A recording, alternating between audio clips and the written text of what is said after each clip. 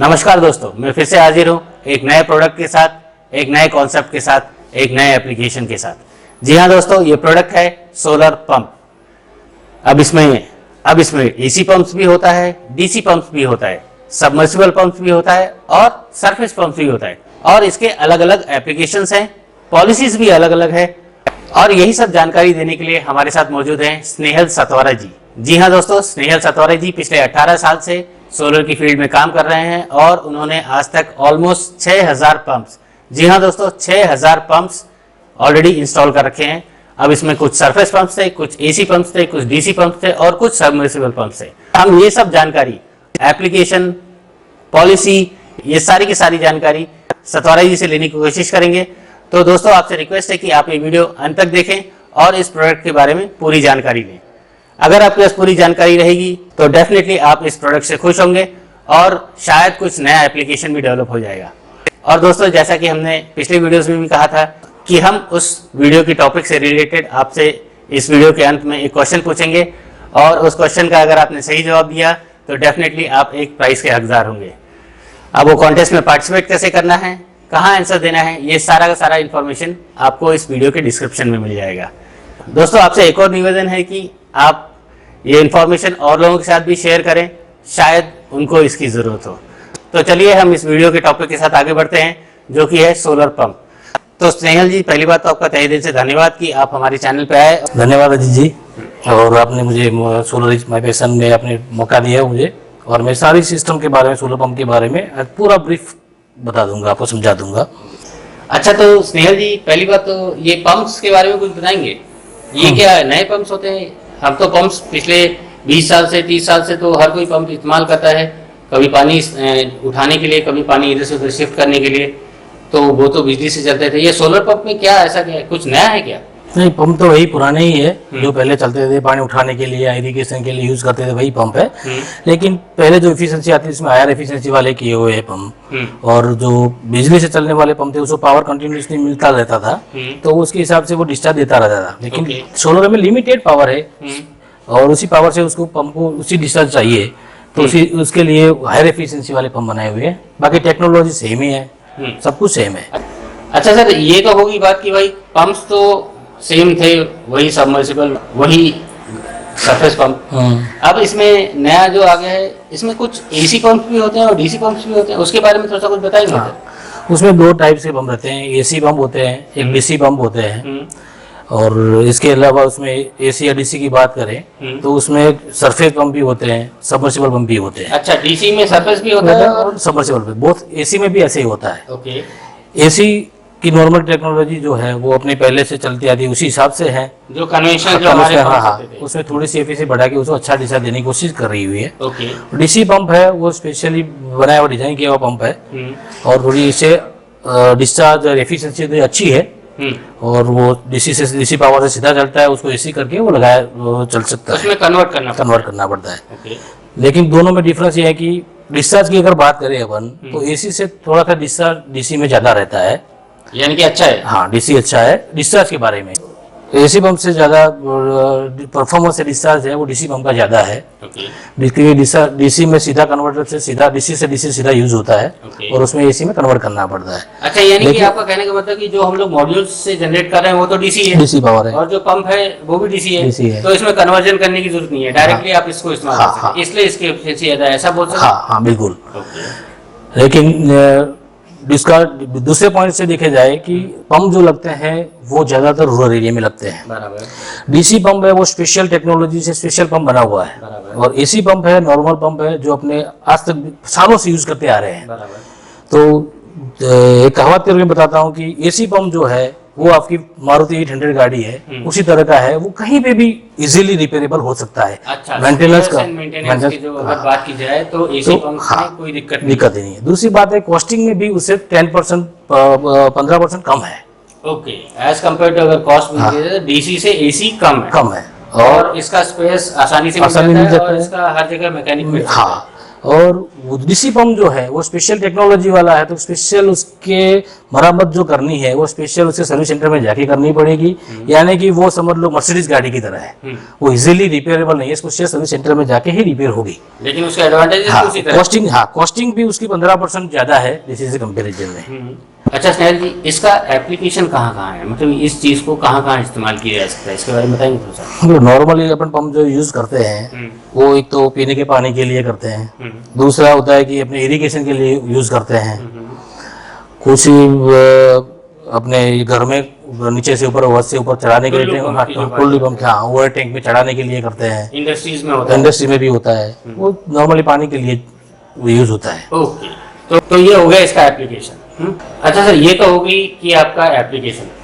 मोटा मोटी कितने टाइप के पंप्स होंगे सर? पंप दो टाइप के, देख तो सरफेस पंप होते हैं और एक सबमर्सिबल पंप होते हैं। ओके।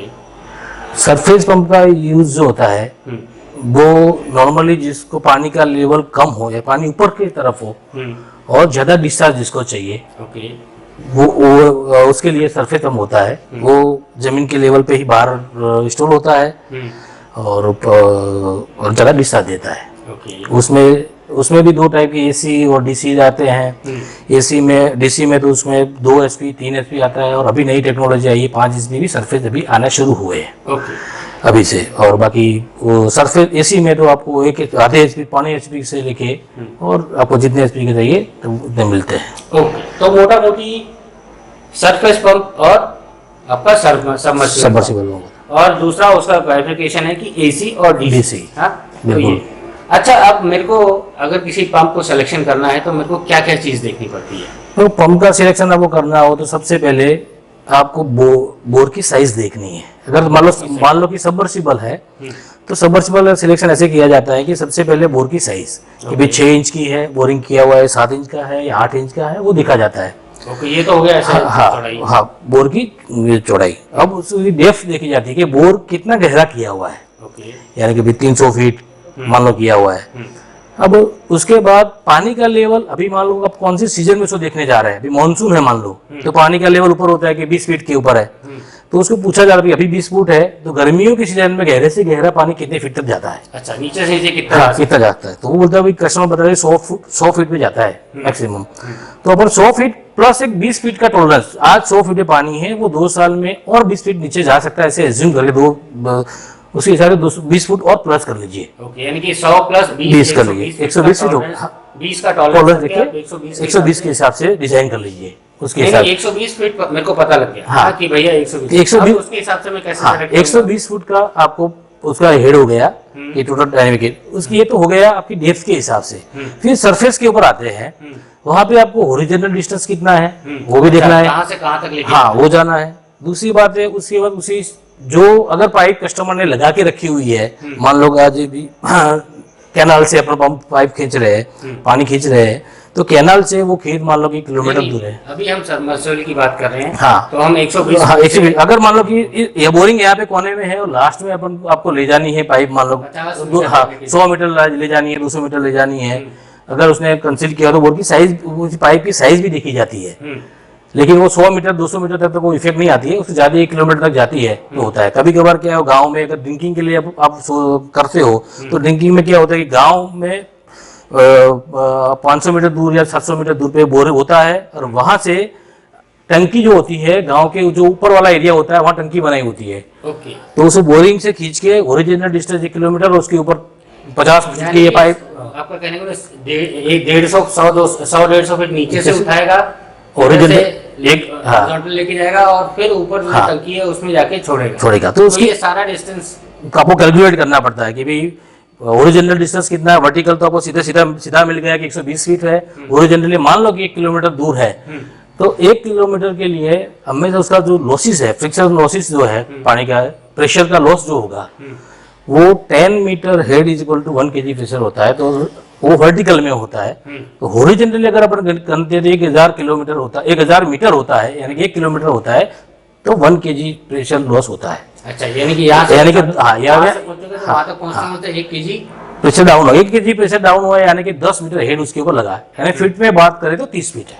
ओके, 30 फीट उसको प्लस कर लो ओरिजिनल डिस्टेंस के लिए। ये तो हम 120 प्लस आपका 30 फुट वो आ गया। हाँ, अब फिर वहां से अगर टंकी मान लो ऊपर की तरफ 50 फीट है तो 150 फीट प्लस कर लो, 150 से 50 यानी कि 200 फीट। 200 फीट के लिए आपको पंप सिलेक्शन करना है।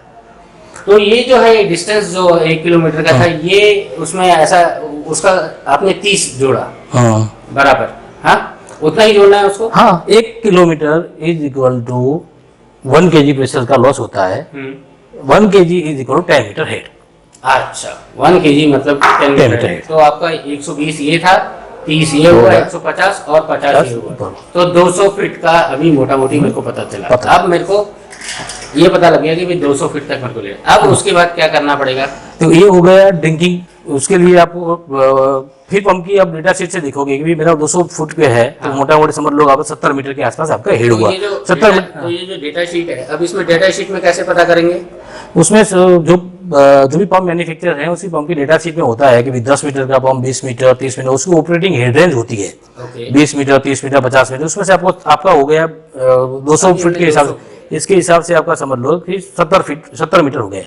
जनरली जो पंप सोलर के फील्ड में मिलते हैं 10, 20, 30, 50, 70, 100, 150, 125, 150 ऐसी रेंज में, हाँ मीटर्स में, ऐसे मीटर में हेड में रेंज में मिलते हैं। तो उसी हिसाब से अपन नियर अबाउट देखना है कि 50 मीटर का पंप तो सुटेबल नहीं होगा क्योंकि 200 फीट है, वो 160 फीट तक चलेगा। तो इसलिए नेक्स्ट अपन देखते हैं कैटेगरी में, तो 170 फीट की 70 मीटर का आता है, यानी कि 210 फीट के आसपास है, तो अपन सुटेबल 70 मीटर का है। 70 मीटर वाला जो है वो वाला मोटर सिलेक्ट पंप सिलेक्ट करना है। ठीक है, अब तो हो गई भाई पंप सिलेक्शन। अब रही उसमें आपको डिस्चार्ज कितना चाहिए, उसके हिसाब से उसका एचपी का सिलेक्शन होता है। अब ये एचपी क्या होता है? अभी तक तो आपने डिस्टेंस नहीं, अभी ये अपना सोलर पंप पे हमेशा मोटर पंप सेट में मोटर और पंप का सेट होता है। पंप होता है हमेशा डिस्चार्ज के लिए है, डेप्थ कितना पानी का लेवल है उसके हिसाब से वो उसकी सिलेक्शन होता है, जो अभी हमने बताया आपको। मोटर जो होती है वो उसको आरपीएम देती है कि उसको पानी कितना लेना है। कि मुझे अपने एमएनआर की भी गाइडलाइंस है, उसके हिसाब से पर मीटर, पर वॉट, पर मीटर, पर लीटर इतना चाहिए, वो आता है अलग अलग कैटेगरी के हिसाब से। ये जो एमएनआर की गाइडलाइंस, हाँ उसमें आएगा। तो 70 मीटर में है, किसी को पानी मान लो 2 लाख लीटर चाहिए, किसी को 1 लाख लीटर चाहिए, किसी को छोटा खेत है तो किसी को 50 लीटर भी चाहिए। तो उसी हिसाब से उसके एचपी का रेटिंग तय होता है। ओके, नहीं तो ये जो 2 लाख लीटर चाहिए, ये अब ये तो हमें 2 लाख लीटर चाहिए। अब मुझे जहाँ तक सोलर के बारे में मालूम है, सोलर का जो रेडिएशन है वो 5 से 6 घंटा ही मिलेगा। हाँ, तो ये 2 लाख लीटर अगर मेरे को 3 घंटे के अंदर चाहिए तो क्या मेरे को एचपी बढ़ाना पड़ेगा या कम करना पड़ेगा? नहीं, बिल्कुल। क्योंकि सोलर में 3 घंटे में अगर आपको 2 लाख लीटर पानी चाहिए तो मान लो नॉर्मल तो उसको मान लो 10 एचपी का लगाना पड़ता है। अगर 5 घंटे में चाहिए तो फिर कैसे करेंगे सर? अभी तक तो हमने ये सिलेक्शन कर लिया कि भाई हमने उसकी एमएनआर की गाइडलाइन जो है पर वॉट पर लीटर सबमर्सिबल पंप में होता है कि एसी पंप में होता है तो 52 लीटर्स होता है, और 100 लीटर पे होता है 8 लीटर, 100 मीटर पे हेड पे 8 लीटर होता है, 8 लीटर पर वॉट पर डे। तो यानी कि कस्टमर में कैसे क्या समझूंगा? मोटर पंप का जो सिलेक्शन करना है ना मोटर का, तो वो एमएनआर की जो गाइडलाइन है उसके हिसाब से पर वॉट पर लीटर हेड के हिसाब से उसमें सजेशन दिया हुआ है कि भी तो उसके हिसाब से आपको पावर देना है। मान लो कि आपको 3 एचपी मान लो पंप जो 100 मीटर है, आपको 1 लाख लीटर पानी चाहिए, तो एग्जाम्पल के तौर पर मान लो 5 एचपी सुटेबल है, किसी को 3.5 लाख चाहिए तो 7.5 एचपी का लगाना पड़ेगा। अच्छा स्नेहल जी, एक नॉर्मल आदमी अगर इसमें सिलेक्शन करना चाहे तो कैसे सिलेक्शन कर सकता है? जो अपनी एमएनआर की गाइडलाइन है, बराबर, जो उसके हिसाब से आपको पानी कितना चाहिए पर डे कितना लीटर पानी चाहिए, उसके हिसाब से उसमें से सिलेक्शन करना पड़ता है। पर डे होता है, पर आवर भी होता है? पर डे होता है सोलर में हमेशा, क्योंकि वो कांस्टेंट पावर नहीं रहता है, वेरिएशन रहता है, इसलिए हमेशा सोलर में पर डे का ही आता है। पर डे कितना लीटर पानी चाहिए उसके हिसाब से उसका एचपी का सिलेक्शन करते हैं अपन कि उसमें 100 मीटर हेड है तो पर लीटर पर डे पर वॉट 8 लीटर पानी चाहिए, उसके हिसाब से 80,000 लीटर पानी हो गया। मान लो 5 एचपी का लगाते हो तो 40,000 लीटर पानी हो गया। अब 5 एचपी के लिए 40,000 लीटर है, अब किसी को ज्यादा पानी चाहिए उसी समय में उसी टाइम पे, तो उसको हायर एचपी का लगाना पड़ेगा। अगर उसको कम चाहिए उसके हिसाब से तो वो 3 एचपी का लगाना पड़ेगा। ओके, तो ये गाइडलाइंस जो दी हुई है इसके हिसाब से आप फॉलो करो, तो आप पूरा एचपी निकाल सकते हैं और कौन सा आपका पंप चाहिए वो निकाल सकते हैं। बिल्कुल निकाल सकते हैं। अच्छा स्नेहल जी, एक बड़ा क्वेश्चन आता है कि ये सोलर पंप चलता कितने घंटे है? क्योंकि जनरली देखा गया है कहीं पे 7 घंटे धूप आती है, कहीं पे 8 घंटे धूप आती है, कुछ सीजन में कम धूप होती है, कुछ सीजन में ज़्यादा धूप होती है। तो ऑन एन एवरेज इसको कितना कैसे पकड़ा जाता है कि कितने घंटे चलेगा ये? देखो उसमें नॉर्मली उसमें भी फिर एसी और डीसी आता है। डीसी पावर सीधा चलता है, इसीलिए सुबह 7:30 बजे से, अगर कम हेड वाला हो तो 7:30 बजे शुरू हो जाता है, शाम को 5:30 बजे तक चलता है। मिनिमम 150 उसको रेडिएशन मिलते हैं, तो उसी हिसाब से डीसी पंप ऑपरेट होता है। तो नॉर्मली जो है वो सुबह 7:30 बजे शुरू हो जाता है और शाम को 5:30 साढ़े 5 बजे तक चलता है, ये समर में। थोड़ा सा विंटर में थोड़ा टाइमिंग आधा घंटा पहले हो जाता है।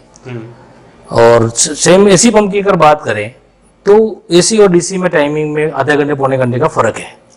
यानी कि वो लेट शुरू होगा और लेट अर्ली इवनिंग में बंद हो जाएगा। यानी कि पर्टिकुलर लेवल की रोशनी अगर तक वहां तक पहुंचेगी, उस लेवल कोई लेवल होता है कि इतनी रोशनी होगी तभी जाके वो स्टार्ट होगा। हाँ, डीसी में नॉर्मली 150 रेडिएशन होता है, 150 रेडिएशन, तो उस हिसाब चलता है। और एसी पंप में है 225 220 के आसपास होता है, तो शुरू हो जाता है। तो वो अपने आप चालू हो जाएगा। हाँ। उसमें मैनुअल भी होता है या अपने आप? नहीं, अपने आप नहीं, उसमें स्विच आपको रिक्वायरमेंट हो चालू, तो चालू बंद करने की स्विच होती है। अगर आप बंद करके चालू करके छोड़ के चले जाओगे शाम को रात को, तो सुबह अर्ली मॉर्निंग अपने आप ही शुरू हो जाएगा। अच्छा, वो अपने आप चालू अपने आप ही उसमें पानी डिस्चार्ज करना चालू कर देगा। तो ऑन एन एवरेज पकड़ा जाए कि जब तक धूप अच्छी है तब तक ये सिस्टम चलता है। अच्छा स्नेहल जी, एक और बात है कि जो धूप है अगर अच्छी मिलेगी तो तब तक तो पंप चल रहा है। कभी कभी ऐसा होता है कि आधा दिन धूप है, कभी बादल है, तो उस सिचुएशन में कैसा परफॉर्मेंस आएगा? नहीं, वो सब डिस्चार्ज थोड़ा सा कम हो जाएगा। वो क्या, हाँ, वो कैसी सनलाइट मिल रही है उसके ऊपर है। फिर भी मैंने बताया था उसी हिसाब से 150 रेडियस से ऊपर होते हैं तो उसी हिसाब से पंप चालू होता है। तो उसी जितने रेडिएशन मिलते हैं उसके हिसाब से उसका डिस्चार्ज मिलेगा। अगर फुल रेडिएशन उसको मिलते हैं तो सनलाइट फुल मिलती है, तो उसके हिसाब से उसको डिस्चार्ज फुल मिलता है। अच्छा, एक और इसमें कॉन्सेप्ट सुना है, इसमें ट्रैकिंग और एक स्टिल वाला भी ऐसा भी होता है? हाँ, उसमें वैसे थोड़ा कुछ बताइए सर। उसमें 3 टाइप के स्ट्रक्चर रहते थे। 3 टाइप के, एक फिक्स टाइप है। तो जहाँ पे रेडिएशन फुल मिलते हैं तो नॉर्मली वो फिक्स टाइप यूज करते हैं। जहाँ पे मतलब अगर इंडिया की बात करें तो साउथ में सर, खास करके राजस्थान वाले या जो जहाँ धूप और वगैरह ज्यादा रहती है, टेम्परेचर भी वो रहता है, तो इसके हिसाब से वहाँ पे फिक्स टाइप का लगता है स्ट्रक्चर। लेकिन अभी MNRE की जो गाइडलाइन अभी चेंज हुई है लास्ट 2 साल से, तो उसमें फिक्स ही कर दिया है कि मैनुअल ट्रैकिंग या ऑटो ट्रैकिंग सिस्टम। जब भी एसी टेक्नोलॉजी आई है उसी हिसाब से उसकी वो डिमांड बढ़ी है कि मैनुअल ट्रैकिंग और कि एसी पंप में एसी से डीसी से एसी करते हुए चलाते हैं तो उसमें एफिशिएंसी डाउन होती है, तो इसके लिए वो उसको घुमाना जरूरी होता है। जो मैंने बताया आगे कि भी डीसी पंप जो है वो अर्ली इवनिंग को शुरू हो जाता है 7:30 बजे, और डीसी जो एसी जो है वो 8:30 बजे शुरू होता है।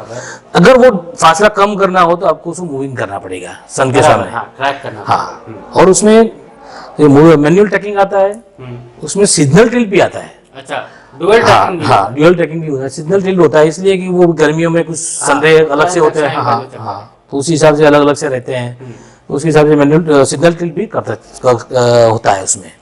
तो इसमें ट्रैकिंग सिस्टम है, मेन चीज है, उससे एफिशिएंसी बढ़ती है। दूसरा ऑटो ट्रैकिंग है। ऑटो ट्रैकिंग से वो अपने आप घूमता है, लेकिन ऑटो ट्रैकिंग में ये है कि अगर मान लो कुछ मूविंग पार्ट मोटराइज है तो उसमें डस्ट के हिसाब से वो खराब ज्यादातर होते हैं।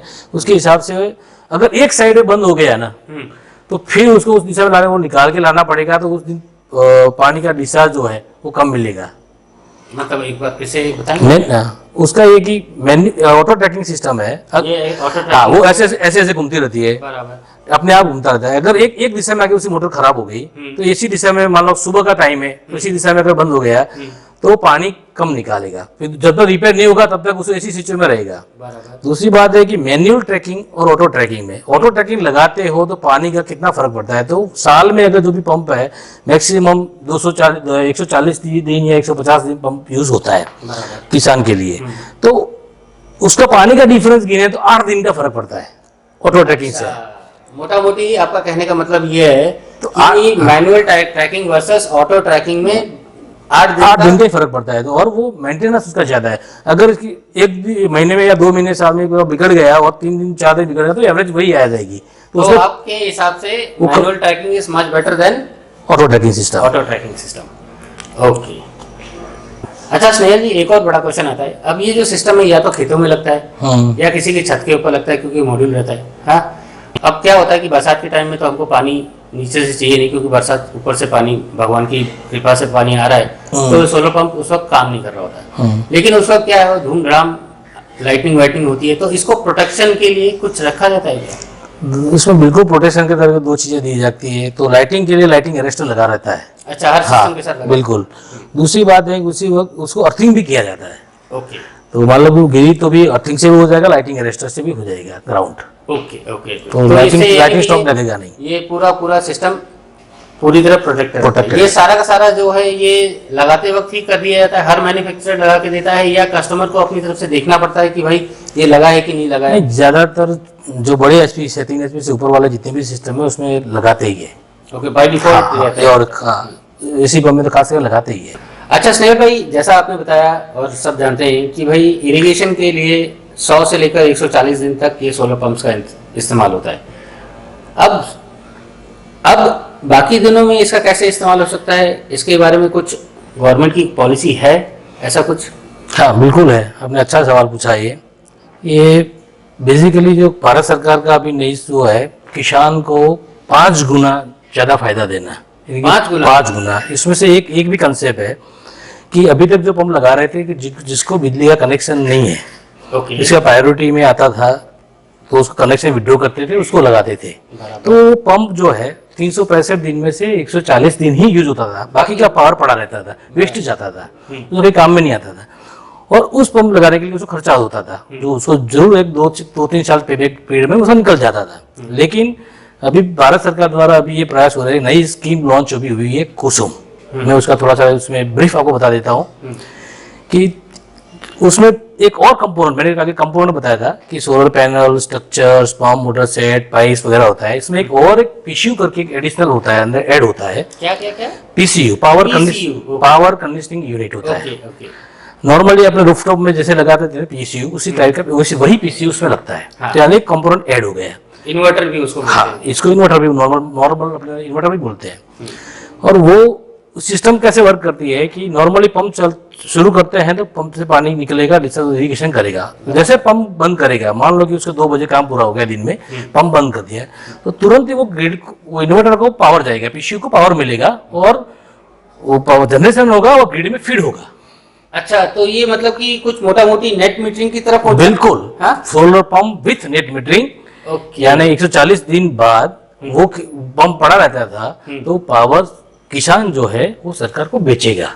ओके। और हर एक स्टेट के हिसाब से उसी पावर परचेज की एग्रीमेंट अलग अलग से है, उस पॉलिसी अलग अलग से है, उसी हिसाब से वो परचेज सरकार उसको पेमेंट देती रहेगी। तो किसान पंप से पानी तो करता है, उसके अलावा इसकी आमदनी भी बढ़ी। तो जो 5 गुना फायदा भारत सरकार जो देना चाहती है किसान को, उसमें से एक ये भी है। ओके, तो सर जो मोटा मोटी ये जो कुसुम की बात हम जो सुन रहे हैं वो यही है कि मतलब कि 150 दिन तो आप आपका इरिगेशन में इस्तेमाल कीजिए और बिल्कुल। बाकी की जो दिन है वो आप पावर जनरेट कीजिए और ग्रिड को सप्लाई कीजिए। बिल्कुल। बराबर। और जो भी है उधर का पावर परचेज एग्रीमेंट के हिसाब से आप उतना उसको पैसा मिल जाएगा। ये तो बहुत ही अच्छी स्कीम है। अब ये स्कीम के बारे में बहुत और भी स्कीम के बारे में बाकी सब जानकारी यहाँ पे दी हुई है। जिस स्टेट, अब क्या होता है कि अलग अलग स्टेट्स में अलग अलग पॉलिसी होती है, तो मोटा मोटी MNRE की जो पॉलिसी है वो यहाँ आपको बताइए और उसका लिंक हमने इस वीडियो के डिस्क्रिप्शन में भी दे रखा है। अच्छा सर, एक और बड़ा क्वेश्चन आता है, इसमें कॉस्टिंग क्या है, सब्सिडी कितनी मिलती है और अल्टीमेटली फार्मर को अपनी जेब से कितने रुपए देने हैं और उसकी कीमत कितने दिन में वसूल होती है? ये एक लंबा क्वेश्चन है सर, आराम से एकदम, क्योंकि ये बहुत इंपॉर्टेंट क्वेश्चन है। लेकिन कोई भी सोलर की कोई भी चीज लगाते हो, नॉर्मली जो बैटरी बैकअप के अलावा है, और ये जो 1 ग्रिड है बैटरी, जिसमें बैटरी बैकअप नहीं लगता है, वो सारे सिस्टम का पेबैक पीरियड है 3 साल के लिए 7 साल में हो जाता है। यानी कि ये भी सेम उसी हाँ। 3 से 5 से मैक्सिमम 7 साल में तो हो ही जाएगा। नॉर्मली जो पंप लगते हैं उसी बात कर रहा हूं। अगर ये नेट मीटरिंग वाला लगेगा तो उसमें 2 साल पहले से 1 साल 1.5 साल पहले पेबैक आ जाएगा। उसने कितनी कैपेसिटी का लगाया हुआ है उसके हिसाब से वो पेबैक आएगा। अच्छा, चलिए हम लोग इसमें पहली बात तो मॉडल्स बता दिए कौन कौन से आते हैं, एक स्टैंडर्ड मॉडल्स कितने आते हैं? Normally 1 HP, 2 HP, 3, 5, 7.5, 10, normally 10 HP तक अपने इरिगेशन में यूज होते हैं। स्पेशल केस में वो 15 HP, 12.5 HP, 20 और ये HP जो आता है। एमएनआरई के जो मॉडल्स हैं वो ये 10 HP तक की है, 10 HP की जनरली भी 10 HP तक यूज होते हैं। और तो उसके हिसाब से जो प्राइसिंग दी रखी है ये बेंचमार्क कॉस्ट है। हाँ बिल्कुल, 80,000 पर HP के हिसाब से वो है। आप उसमें अलग अलग कैटेगरी के हिसाब से उसमें ऑलरेडी दिया हुआ ये है। तो हो गई, ये तो हो गई एचपी के हिसाब से उसकी कॉस्टिंग। कॉस्टिंग हो गई। अब सब्सिडी के बारे में कुछ बताएंगे सर? नॉर्मली सब्सिडी जो है 1 से 3 HP तक 25% के हिसाब से सेंट्रल गवर्नमेंट देती है, हाँ। और इससे ऊपर वाले में 20% के आसपास देती है। हम्म। और उसमें हर एक स्टेट के हिसाब से स्टेट वाले भी कुछ ना कुछ उसमें एडिशनल का स्टेट गवर्नमेंट की फंड भी अंदर ऐड करते हैं। तो नॉर्मली किसान को 50% से लेकर 75% तक की सब्सिडी मिलती है स्टेट पॉलिसी के हिसाब से। अच्छा, तो मोटा मोटी ये समझें कि ये भाई सिस्टम हुआ, ये उसकी बेंचमार्क कॉस्ट हुई। सेंटर की तरफ से पहले 1 to 3 जो सिस्टम है, 1 to 3 एचपी का सिस्टम, उसमें 25% सेंटर की तरफ से सब्सिडी मिलती है, और बाकी जो सब्सिडी है वो उस स्टेट गवर्नमेंट की सब्सिडी के हिसाब से हो। बिल्कुल बराबर बराबर। तो एक मोटा मोटी पकड़ते हैं सर, 80,000 आपने बताया, 1 HP हम पकड़ते हैं, किसी को लेना है वो, या 2 HP पकड़ते हैं। हाँ। 2 HP हर जगह चलता है। 2 HP के हिसाब से 80,000 के 1,60,000 रुपए हुआ। हाँ। उसकी कीमत बिल्कुल। उसमें 25% आपको मिल गया सेंट्रल गवर्नमेंट की तरफ से। बिल्कुल। और पकड़ते हैं भाई 25% स्टेट गवर्नमेंट की तरफ से बिल्कुल। मिलती है। एक एग्जाम्पल की तरह कोई स्टेट का बताएंगे सर, किस स्टेट में मिल रहा है कुछ? अभी मान लो कि मैं उत्तर प्रदेश की बात करूं, हाँ। तो 2 HP की पंप की बात चल रही है। जैसे यूपी में पानी का लेवल कुछ डिस्ट्रिक्ट में ऊपर है तो वहाँ 2 HP का पंप लगता है। ओके। तो वहाँ टोटल कॉस्ट जो है 1.69 लाख है टोटल कॉस्ट, और उसमें से जो बेनिफिशियरी शेयर है वो 50,000 रुपीज है, 50,000 रुपये यानी है। कि 1,70,000 मोटा मोटी बिल्कुल। उस पंप की कीमत है, और हाँ, उसमें से 1,20,000 रुपये सब्सिडी मिल रही है। उसमें 1,20,000 सब्सिडी मिल रही है, और 50,000 रुपए जो एंड कस्टमर है उनको देना है। उनको देना है। अच्छा, इसमें कोई क्राइटेरिया भी होता है कि ये कौन किसको मिलता है? बिल्कुल, देखो अलग स्टेट के हिसाब से अलग अलग से पॉलिसी है। नहीं, अभी हम यूपी की बात कर रहे हैं। यूपी की बात करें, यूपी में जिसके पास में 2 एकड़ या 3 एकड़ लैंड हो, वाटर सोर्स हो, उसके लिए हुआ है। यानी कि बेसिकली वो मोटा मोटी किसान हो। बिल्कुल, नहीं तो और किसान तो होना ही चाहिए, उसके पास इतने 2 एकड़ जमीन या 3 एकड़ जमीन होनी चाहिए, वो इरिगेशन करता होना चाहिए, उसके पास वाटर सोर्स भी बोरिंग या कुआ होना चाहिए, उसके लिए वो सब्सिडी मिलती है। उसे खुद के नाम से जमीन होनी चाहिए, वो यानी कि जमाबंदी वो सब कुछ होता है। पटवारी के पास से उसका बोरिंग का वाटर सोर्स का भी रेकॉर्ड लेना पड़ता है, सर्टिफिकेशन। उसके बाद वो अप्लाई करनी पड़ती है, जो नज़दीकी उसकी एग्रीकल्चर ऑफिस है वहाँ ऑनलाइन एप्लीकेशन करनी पड़ती है।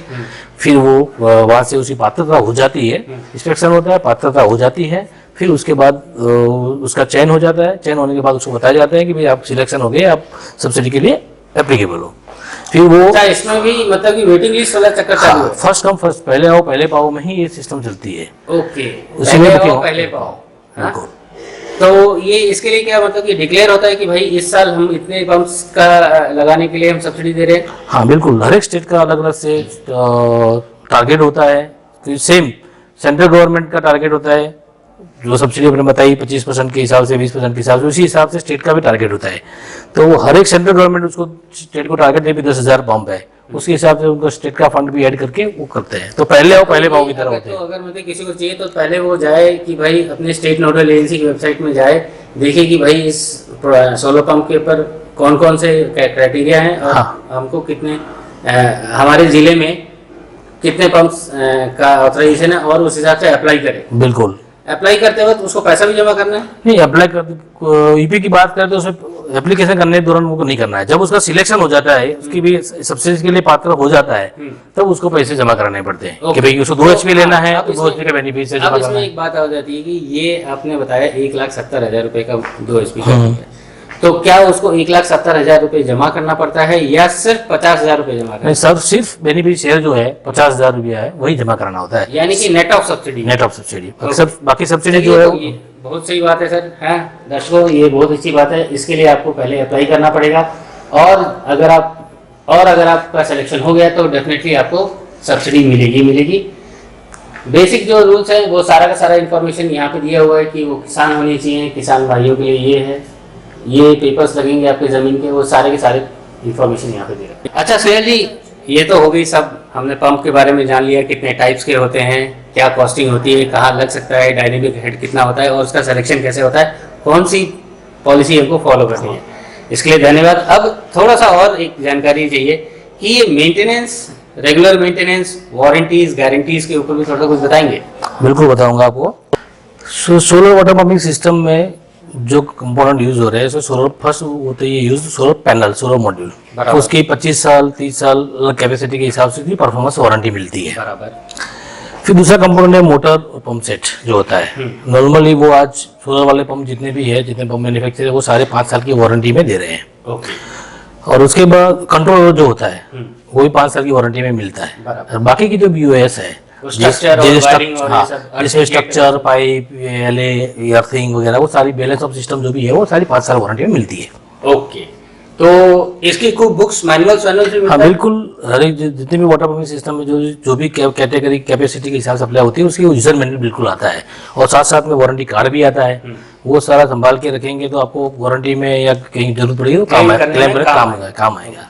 बिल्कुल। तो ये जितनी भी बुक्स हैं, बिल से लेकर एप्लीकेशन, और इसकी एक कॉपी अपने पास रखें कि कल को अगर कुछ कहीं जरूरत पड़े तो क्लेम करने में काम आए, आसानी रहे। बिल्कुल। ओके। तो ये हो गई सर ये वारंटीज की बात, गारंटीज की बात। रेगुलर मेंटेनेंस में क्या आता है सर? रूटीन मेंटेनेंस में ओनली फॉर है पैनल क्लीनिंग, इसके अलावा हाँ पैनल क्लीनिंग, इसके अलावा कुछ भी नहीं है। ओके। और लेकिन थोड़ा सा अगर आपको ध्यान रखना हो कि किसी के पास बोरिंग नहीं, कुआं है, तो कुआं में कूड़ा नहीं गिर जाए बाहर से। अच्छा। वो प्रिकॉशन उसको वो मेंटेनेंस नहीं बोल सकते, लेकिन उसको सेफ्टी से उसको संभाल के रखना पड़ेगा। उसमें कूड़ा नहीं आ जाए कुएं में, वो देखना पड़ेगा। अगर उसे बोरिंग वाले मोटर्स में अगर आप जाली लगा दो तो भी जो उसका सेक्शन है उसमें, जो कुएं में जो है ओपन जहाँ से भी ले रहे हैं वहां से सेक्शन में आप उसकी जाली लगा दो तो वो जो कचरा है उस मोटर में नहीं आएगा और फंसेगा नहीं। तो बिल्कुल आपकी पंप की मोटर की आयुष्य जो है वो लंबी मिलेगी। बराबर। तो रेगुलर मेंटेनेंस में आपको सिर्फ दो ही ये चीज ध्यान रखनी है। अगर सबमर्सिबल है तो उसमें तो कोई ध्यान रखने की तो खाली रूटीन मेंटेनेंस जो है वो पैनल क्लीनिंग ही है। तो जितना साफ क्लीन रहेगा उतना रिसर्च ज्यादा मिलेगा। Okay okay. अच्छा, तो ये जो है एसी पंप्स में और डीसी पंप्स जो भी हो उसमें कुछ अलग से स्पेसिफिक मेंटेनेंस रखना पड़ता है? एसी डीसी नहीं, लेकिन सबमर्सिबल पंप जो भी है उसको हमेशा पानी में रखना चाहिए, पानी से बाहर निकालना नहीं चाहिए। ऐसे अगर जरूरत हो कि नहीं हो और आधे घंटे चलाते हो तो वो जाम होने के चांसेस नहीं रहते हैं। यानी कि डेली आपको चलाना? हाँ, आधे घंटे चलाते हो तो अच्छा रहता है, लाइफ अच्छी मिलती है, जाम नहीं हो सकता है। हाँ, बस आयुष बढ़ता है, बस यही है। और रेगुलर मेंटेनेंस में और कुछ नहीं? और कुछ नहीं है। अच्छा स्नेहल जी, एक लास्ट स्टेटमेंट आपके हिसाब से आप जरा हमारे दर्शकों को बता देंगे कि एक सोलर पंप खरीदते वक्त क्या क्या ध्यान में रखना चाहिए और क्या क्या क्राइटेरिया होता है जिसके बेसिस पे एक पंप सेलेक्ट किया जाए? सबसे पहले आपका एप्लीकेशन क्या है, आप किस तरह की सिंचाई करना चाहते हो। नॉर्मली सिंचाई भी दो टाइप की होती है, एक फ्लड इरिगेशन होता है और एक माइक्रो इरिगेशन सिस्टम होती है जिसमें ड्रिप, स्प्रिंकलर, मिनी स्प्रिंकलर, बड़े स्प्रिंकलर होता है। सोलर की जो सिस्टम है अगर उसको MIS के साथ में जोड़ते हो तो आपको अच्छा परफॉर्मेंस भी मिलता है, कम पानी का यूज होता है। अभी आज के दिनों में पानी की बहुत दिक्कत आ ही रही है, वैसे तो माइक्रो इरिगेशन सिस्टम साथ में लगाते हो, ड्रिप, स्प्रिंकलर, तो उससे ज़्यादा फायदा होता है। उसमें भी भारत सरकार की तरफ से और जो भी कंसर्न स्टेट गवर्नमेंट है उसकी तरफ से भी उसमें अनुदान मिलता है इरिगेशन सिस्टम में भी, माइक्रो इरिगेशन सिस्टम।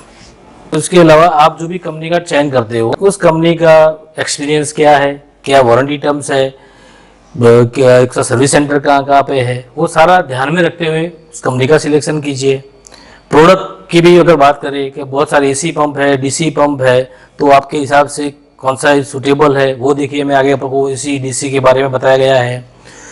उसमें और भी है सरफेस और सबमर्सिबल। कम हेड का पानी, कम पानी ऊपर है यानी कम हेड है तो 20 फीट तक पानी का लेवल है तो सरफेस पंप यूज़ कीजिए। और अगर उसे गहरा पानी है तो आप सबमर्सिबल पंप यूज़ कीजिए।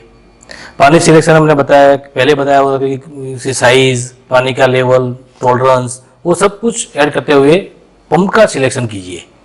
तो दोस्तों आशा करता हूँ कि स्नेहल जी ने जो भी हमें इंफॉर्मेशन दी वो आपके किसी न किसी काम आएगी। अब आपको ये पता लग गया हो कि सोलर पंप्स होते क्या हैं, कहाँ इस्तेमाल होते हैं, किस किस टाइप्स के होते हैं, गवर्नमेंट की क्या पॉलिसीज है और अंदाजन उसकी क्या कीमत है और उसका पेबैक भी कितना है, ये सारा का सारा इंफॉर्मेशन स्नेहल जी ने दिया हमें।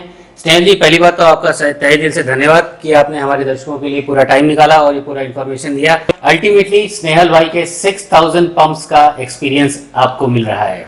अजीत भाई 6000 पंप तो हमने खुद लगाए हुए हैं, लेकिन हमारे जो बिजनेस एसोसिएट है हाँ। उन्होंने करीबन 25,000 पंप और मिलके हम लोगों ने लगाए। यानी कि 25 प्लस 6 यानी कि 30,000 के आसपास पंप बिल्कुल। का एक्सपीरियंस आपके पास है। बिल्कुल। Very good sir. हाँ, तो you are a solar pump man. हाँ, हाँ थैंक यू सर। हाँ, तो दोस्तों जैसा कि हमने इस वीडियो की शुरुआत में कहा था कि हम आपको इस वीडियो से रिलेटेड एक क्वेश्चन पूछेंगे, तो स्नेहल भाई आपसे एक क्वेश्चन पूछेंगे। स्नेहल भाई, वो क्वेश्चन क्या है? सरफेस पंप अगर सिलेक्शन करना है हो तो पानी का लेवल मैक्सिमम कितना होना चाहिए? एक और बार पूछिए था। सरफेस पंप का अगर सिलेक्शन करना हो तो पानी का जो लेवल है वो कितना होना चाहिए? तो ये क्वेश्चन का आंसर आपको कहाँ देना है, कैसे देना है, इस कॉन्टेस्ट में पार्टिसिपेट कैसे करना है, ये सारा का सारा इन्फॉर्मेशन हमने इस वीडियो के डिस्क्रिप्शन में दे रखा है। आपसे रिक्वेस्ट है कि आप इस कॉन्टेस्ट में पार्टिसिपेट करें और एक प्राइज के हकदार भी हों। अपार्ट फ्रॉम दैट, अगर आपको इस वीडियो से रिलेटेड कोई क्वेश्चन या डाउट या रिकमेंड या कमेंट कुछ है तो डेफिनेटली आप हमें इस वीडियो के कमेंट सेक्शन में लिख दें। हम उस क्वेश्चन का, आपके डाउट का आंसर जरूर देने की कोशिश करेंगे। आपसे एक और अनुरोध है कि आप इस वीडियो को और लोगों के साथ भी शेयर करें, लाइक करें और इस चैनल को सब्सक्राइब करें, क्योंकि इस चैनल पे सोलर के एक्सपर्ट्स अपना इंफॉर्मेशन और नॉलेज शेयर करने आ रहे हैं जो कि आपके लिए फायदेमंद है। धन्यवाद। धन्यवाद सर। धन्यवाद अजीत भाई, सूरज भाई पैसा में आपने बुलाया।